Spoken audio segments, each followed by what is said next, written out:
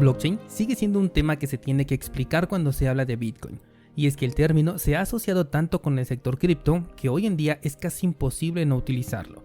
El detalle delicado es que el entendimiento que se le está dando a esta tecnología, como normalmente se le llama, está en su mayoría mal definido o bien mal utilizado. Y esto viene a raíz de que la definición de blockchain oficial no existe. Es por eso que cada persona que hizo avances en este campo a lo largo del tiempo fue proponiendo su propia visión del concepto. Cuando la revolución cripto llegó, aparentemente se unificó el concepto, pero en la gran mayoría de ocasiones caen en contradicción o simplemente es utilizado como una herramienta de marketing. Por eso, hoy quiero dedicar este episodio a la blockchain para contribuir al entendimiento de un concepto que a propósito se está mal informando en algunos medios y te voy a decir por qué lo hacen. Yo soy Daniel Vargas, fundador de cursosbitcoin.com y estás escuchando Bitcoin en español. Comenzamos. Descentralizados, hoy tenía preparado un episodio muy diferente que estaba enfocado más que nada a Ethereum, pero el fin de semana se me ocurrió compartir una publicación en Twitter donde compartí una imagen que dice lo siguiente: no es blockchain, es Bitcoin. Eso es todo lo que decía esta imagen. Y algunas de las respuestas que me dieron a esta publicación me hicieron darme cuenta que el concepto de blockchain aún está levitando en la mente de las personas, y no solamente en los recién llegados al mundo cripto, sino incluso dentro de algunos que ya llevan algún rato aquí. Esto lo veo normal, en primera porque hay una campaña de malinformación que está incentivada para que esto se entienda de manera incorrecta. Esta campaña viene por parte de los medios tradicionales y los gobiernos. Ya llegaremos a ello más al rato.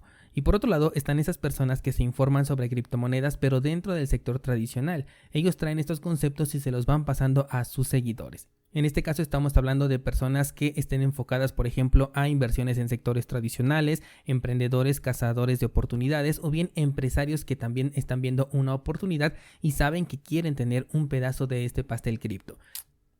Pero si entran a internet van a encontrar a personajes informales compartiendo lo que es Bitcoin. Por otro lado, estas personas ya tienen gente de confianza a las que consideran expertos financieros, porque criptomonedas estamos hablando de un aspecto financiero, que les venden su propia versión sobre Bitcoin, criptomonedas y sobre todo en este caso blockchain. Ya sea porque estas personas vienen de la misma escuela de la desinformación o bien están incentivados para darle mayor protagonismo a blockchain que a Bitcoin. Y de ahí es que nace nuevamente esta cadena de malinformación que finalmente termina en los oídos de las personas de a pie. Así que llegué a la conclusión de que por lo menos una vez por año voy a dedicar un episodio a explicar blockchain, porque después de 13 años de existencia de Bitcoin todavía es necesario hacerlo, y lo será más todavía conforme los gobiernos e instituciones comiencen a adoptar esta tecnología disfrazada de innovación. Quiero que hagamos un ejercicio juntos. En una hoja de papel escribe una numeración del 1 al 20. Esa secuencia es una cadena de bloques, es decir, es un conjunto de información que está seriada, numerada o con una marca de tiempo y que va en secuencia. Lo que significa es que si tú tienes, por ejemplo, el número 10 después del número 4, automáticamente vas a identificar este error, porque ya no hay ningún contexto que indique que el número 10 debe de ir después del número 4. Las numeraciones van incrementando de 1 en 1 y así es como identificas un error. Ahora, si la numeración fuera en par, es decir, de 2 en 2, ya tienes un contexto de que a razón de 2 debe de incrementar. Y si encuentras un número impar, encontrarías al mismo tiempo la incongruencia con esta cadena. Recuerda esto del contexto porque lo vamos a usar más adelante. Ahora, esta numeración que tienes escrita la puedes modificar porque eres tú el dueño de esa cadena de bloques o de esta cadena de información. Si utilizaste un lápiz, fácilmente puedes borrar un número y cambiarlo por cualquiera que sea de tu gusto. Y por otro lado, si la numeración va incrementando de 1 en 1, pero de pronto metes un número que ya no coincide con la numeración anterior, entonces los números siguientes van a perder el completo sentido. Aquí te acabo de explicar dos cosas importantes de la blockchain. La primera es que el simple hecho de ser blockchain no significa que no la puedas modificar. Blockchain no es indeleble ni tampoco es resistente a la censura simplemente por definición, porque esta numeración que tú escribiste la puedes eliminar, borrar o modificar, y es exactamente lo mismo que ocurre dentro de una blockchain. Por otro lado, te expliqué que modificar un dato intermedio afecta a todos los datos que le siguen y los convierte en datos incongruentes. Esto sucede tanto con la numeración que estamos usando como ejemplo, como también en la blockchain. Si se modifica un dato intermedio, todos los datos siguientes se convierten en incongruentes, ya no funcionan de la misma manera. Pasemos al siguiente nivel. Ahora nos reunimos 10 descentralizados y cada uno lleva su numeración escrita en un papel. Cuando las comparamos, nos damos cuenta de que mi numeración perdió congruencia porque se me olvidó y me salté un número. ¿Qué sucede en este caso? Que tenemos 9 copias de una cadena que son correctas y una cadena incorrecta que viene siendo la mía. En automático, la mía queda descartada porque tiene un error y las otras 9 pueden seguir creciendo si así lo quieren. Aquí te acabo de explicar otros dos conceptos de la blockchain. El primero es que las blockchain no se copian, sino que cada quien hace su propia blockchain para que sea válida y después las podemos comparar. El otro concepto que acabo de explicar es que una cadena errónea es descartada mientras las otras se quedan. Estas se pueden utilizar como referencia para futuras consultas o bien se pueden hacer más grandes. Si nos quedamos en el número 20 se puede seguir escribiendo 21, 22, 23 y así hasta el infinito. Ahora, si yo no comparto mi numeración con nadie, entonces nadie sabría que estoy escribiendo estos números consecutivos en una hoja de papel. Y si tengo un error al escribirlos, tampoco nadie se va a enterar e incluso a nadie le va a afectar ni a interesar. Pero al convertirnos en un grupo de descentralizados que escribimos una numeración, ya estamos descentralizando la cadena, porque ahora somos 10 los que tenemos que obtener exactamente el mismo resultado. Y cuando no se obtiene, como fue mi caso, entonces soy descartado y tengo que corregir mi error. Esto gracias a que había otras numeraciones con las que yo podía comparar mi resultado. Por lo tanto, no puedo hacer más grande el error, porque yo tendría un resultado diferente por haberme saltado un número al resultado que obtienen los demás que nos reunimos. Esto que acabo de explicar son las bifurcaciones, un cambio en la cadena de datos que no se corrige, ya sea porque fue un error o bien porque así se quiso desde un principio. Si yo hubiese decidido crear mi numeración de 2 en 2 en lugar de 1 en 1, entonces todos tendríamos una numeración pero con condiciones diferentes. Eso significa que vamos a obtener resultados diferentes. Aquí ya existen dos cadenas de bloques distintas, dos conjuntos de informaciones, los dos están en cadena, pero cada uno tiene diferente contenido. Esto es una bifurcación.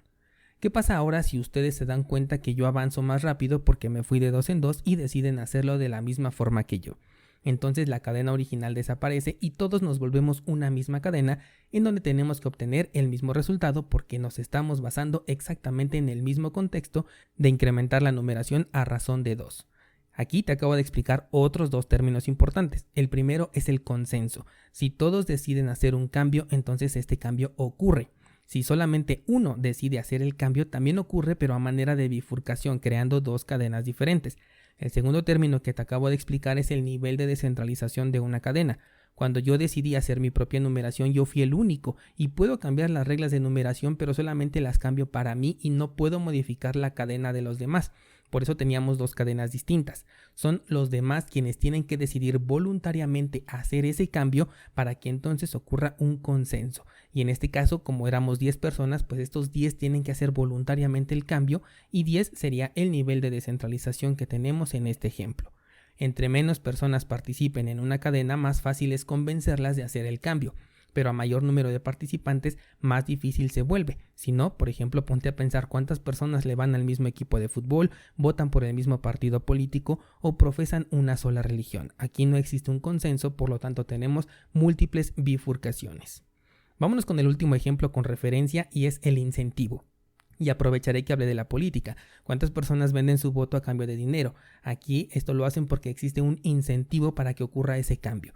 Lo mismo con las numeraciones. Si yo te digo, te doy $10 por cambiar tu numeración que incrementa a razón de 1 por una que incrementa a razón de 2, algunos o la gran mayoría van a migrar su numeración, es decir, van a modificar su cadena de manera voluntaria. ¿Por qué? Porque existe un incentivo. Finalmente, ese contexto del que he estado hablando a lo largo de todo este ejemplo, de que la numeración sea de 1 en 1 o de 2 en 2, son cosas que podemos ver e identificar de manera inmediata. Si nosotros vemos una numeración que va del 1 al 10, sabemos que está incrementando de 1 en 1, pero si vemos que va 2, 4, 6, 8, también lo estamos identificando. Esto es el equivalente a las reglas del consenso. Reglas que en este caso el software conoce y que si no coinciden, ahí es donde identifica que existe un error. Entonces ya no se obtiene el incentivo prometido. Esos $10 que yo te prometí no te los voy a dar si no cumples con mis reglas de hacer la numeración de 2 en 2. El incentivo de los Bitcoin no se va a entregar si no se cumplen con las reglas del consenso, o bien se van a entregar unas monedas que no van a valer nada porque son completamente diferentes. Bien, quiero dejarnos ya de referencias y hablar ahora sí en lenguaje real. Entendemos entonces que una blockchain no es sinónimo de descentralización. No quiere decir que al utilizar blockchain ya no se pueda modificar, tampoco que sea resistente a la censura o incluso que sea útil, porque de hecho, en la gran mayoría de los casos, blockchain ni siquiera es útil. La descentralización de una blockchain depende de cuántas personas tengan una copia de esta misma y estén dispuestas a verificar que las demás copias sigan por el mismo camino. Esto tiene que ser un proceso voluntario. Una blockchain recién creada o lanzada es imposible de que sea descentralizada. ¿Tiene la capacidad de serlo? Sí, puede ser, pero no depende de cómo fue creada nada más o de cómo fue programada, sino de que otras personas voluntariamente la utilicen y estén dispuestas a poseer una copia de la cadena que puedan verificar. Si solamente Satoshi Nakamoto utilizara Bitcoin, entonces no sería descentralizado, porque él sería capaz de modificar las reglas ya que es el único que lo está usando. Lo mismo si fueran Satoshi Nakamoto y Hal Finney. Si ellos dos son los únicos que están utilizando Bitcoin, entonces ellos se pueden poner de acuerdo, cambiar las reglas del consenso de acuerdo a su conveniencia y nuevamente ya no sería descentralizado. Pero ahora que miles de personas alrededor del mundo corremos nodos de Bitcoin de manera voluntaria, sí podemos decir que esta blockchain es descentralizada, porque todos creamos nuestra propia blockchain y verificamos que las reglas se cumplan a través de nuestros nodos. Cuando se propone una actualización, nuestros nodos se actualizan y si no estamos de acuerdo con la actualización es donde nacen las bifurcaciones, porque decimos yo no quiero actualizar mi nodo a esa última versión, entonces nosotros somos los que tenemos el control de lo que ocurre con Bitcoin. Así que cualquier nuevo proyecto que salga en el mercado, o sea, cualquier nueva criptomoneda que nace es centralizada en un principio y dependerá de cuántos nodos pongan a trabajar para su descentralización. Por eso cuando yo hago los análisis de criptomonedas en cursosbitcoin.com, te vas a dar cuenta que siempre me preocupo por revisar qué tan difícil es correr un nodo del proyecto que estoy revisando. Algo que en los análisis cripto que veo en internet casi nunca llegan a mencionar. Y lo hago porque ahí es donde está la clave de la descentralización. Solana es centralizado porque los requisitos para correr su nodo son bastante altos y no cualquiera se puede permitir correr un nodo. Los de Ethereum también tienen el mismo problema. Hay otros proyectos que no tienen altos requisitos, por ejemplo Cosmos, pero solamente permiten una cierta cantidad como por ejemplo 150 nodos activos. Esto también significa centralización porque 150 personas sí se pueden poner de acuerdo para hacer un cambio en conjunto. Ahora, un nodo no es igual a una persona. Binance podría llegar a correr hasta 50 de estos 150 nodos y con más razón se volvería centralizado. Los gobiernos y bancos le están dando mucha atención a blockchain porque les hace ver como que están avanzando tecnológicamente hablando al mismo tiempo que ellos mantienen el control de la información y en este caso del dinero. Por eso es que ves que hablan de que blockchain es la verdadera tecnología o que es lo que importa y que lo que está detrás de Bitcoin. ¿Por qué crees que China, un país que no te deja ni siquiera pensar de manera libre, prohíbe Bitcoin pero no prohíbe blockchain? Porque sobre Bitcoin no puede tener control alguno, pero sobre blockchain como tecnología sí pueden tenerlo. Ellos pueden crear su propia moneda con su propia blockchain, la cual está bajo su control. La pueden alterar, apagar, modificar las reglas, lo que quieran. Blockchain necesita un incentivo para que no se pueda modificar y es ahí donde entra Bitcoin. Bitcoin, gracias a su prueba de trabajo, hace que cada vez que quieras realizar una modificación en la cadena tengas que pagar una comisión. Además tienes que aportar una prueba de trabajo para que la modificación sea efectiva. Si tú no quieres hacer esta prueba de trabajo, o sea minar Bitcoin, entonces le pagas a aquellos que sí lo hacen para que agreguen tu transacción a la blockchain. Si los que hacen esta modificación en la blockchain no cumplen con las reglas y modifican a su beneficio su propia blockchain, lo que hacen es crear una bifurcación y los Bitcoin que pueden llegar a obtener ya no serían compatibles con las demás blockchain que están distribuidas a lo largo del mundo. En otras palabras, esos Bitcoin no valdrían absolutamente nada. Por eso se tienen que cumplir las reglas. Entonces te darás cuenta de que Bitcoin es quien vuelve a la blockchain altamente segura, solamente a la de Bitcoin, las demás no son igual de seguras. Por ejemplo, Vitalik Buterin hizo su bifurcación y se llevó a todos los nodos más importantes hacia su nuevo proyecto de manera centralizada, se puede decir, ¿no? Y lo hizo por conveniencia propia. El resultado de esta bifurcación fue Ethereum Classic, el cual sí es descentralizado pero a niveles muy bajos, por eso han ocurrido diferentes transacciones de doble gasto en esta red, porque el nivel de descentralización y los incentivos no son lo suficiente para que esta blockchain sea segura ni descentralizada. Solana se cae porque tiene errores y resolver estos errores representa que solamente unas cuantas personas se pongan de acuerdo para poder resolverlo, porque de nuevo su blockchain es centralizada y alterable por aquellos que la manejan. Ahora, si nos vamos a la prueba de participación, en términos estrictos, muy estrictos de la palabra, estas podrían ser consideradas como un scam, todas las criptomonedas que manejen prueba de participación. ¿Por qué razón? Porque el incentivo que se está entregando es creado desde el origen del proyecto. Es decir, las monedas que van entregando a los usuarios por hacer staking las tienen desde un inicio y están bajo el control de una empresa. Ellos te van a decir que están dentro de un contrato inteligente y sí están dentro de ese contrato, pero la alteración de ese contrato está en manos de esta misma empresa. Esto cambia hasta el punto en el que la empresa decide de manera centralizada entregarle el poder a las demás personas a través de un consenso. Pero, como cuando hablamos de prueba de participación, entre más monedas tengas, más poder tienes sobre la red, entonces, ¿cómo le puedes ganar a quien creó la moneda y desde el día 1 tuvo el control del 100% del circulante y esa persona o ese grupo de personas, puede ser una empresa, una organización, una fundación, como le quieras llamar, decidió de qué manera iba a entregar el circulante de estas monedas y cuántas se van a quedar ellos, cuántos son supuestamente para financiar un proyecto y cuántas se van a quedar para la reserva de la entrega de recompensas por el proceso de hacer staking, pero siguen en su poder. Es prácticamente imposible entonces que le puedas llegar a ganar a estas personas en cuanto al control de esta red. Por eso es que la prueba de participación no puede llegar a competir en seguridad y descentralización con la prueba de trabajo, o al menos no de la manera en la que se han gestado los proyectos hasta hoy en día. Probablemente mañana salga un proyecto que lo maneje de manera distinta, pero hasta el momento no es así. Blockchain entonces no es descentralizada por definición. Y si alguien llega a tomar el concepto de esta manera, porque he visto muchas personas que dicen blockchain es igual a descentralización, entonces bajo este concepto muchos de los proyectos cripto ni siquiera estarían utilizando blockchain porque no cumpliría con su propia definición de que blockchain es descentralizada por el simple hecho de llamarse de esta manera. Por lo tanto, aunque se utilice mal el concepto de blockchain, llega a esta contradicción y lo que realmente se utiliza es una simple base de datos. En palabras de Jimison, las blockchain son caras, descentralizadas y difíciles de cambiar. Por eso, en Bitcoin tienen sentido. En las palabras de Andreas Antonopoulos, blockchain es una estructura de datos bastante ineficiente y utilizamos blockchain en Bitcoin para conseguir la descentralización. Esto nos deja claro que las blockchain son tecnología ineficiente para la gran mayoría de casos. La enorme mayoría de casos en donde se te ocurra meter blockchain es ineficiente, es lenta, es cara y su uso tiene que estar justificado. Los primeros conceptos de la blockchain como una estructura de datos que están encadenados existen desde los años 80 y desde ese entonces no fue hasta el nacimiento de Bitcoin en 2009 que tuvo sentido por primera vez en la vida utilizar esta forma de estructurar los datos. Porque sin Bitcoin nuevamente la blockchain ya no tiene ese mismo sentido. Ahora, hay aplicaciones que sí lo ameritan, por ejemplo los contratos inteligentes, pero estos mismos contratos sin una descentralización total son completamente alterables y los contratos más seguros siguen siendo hoy en día aquellos que están en la red de Bitcoin. Y es que para que un contrato inteligente realmente funcione, necesita tener el contrato del activo que está utilizando. Si no tiene el control, entonces deja de ser un contrato inteligente, porque ya depende de la autorización de un tercero, de la inteligencia de ese tercero. Por ejemplo, cuando vemos en las noticias que Walmart va a meter blockchain para darle el seguimiento a la entrega de proveedores a través de contratos inteligentes y la blockchain, esto es mera mercadotecnia, porque ni tiene el control sobre el proveedor, ni tampoco necesita de una red de gente que esté revisando que el camión va en camino, si al único que le interesa saberlo es al almacén que lo va a recibir este producto. A mí como cliente me importa nada si el camión nunca llegó a su destino.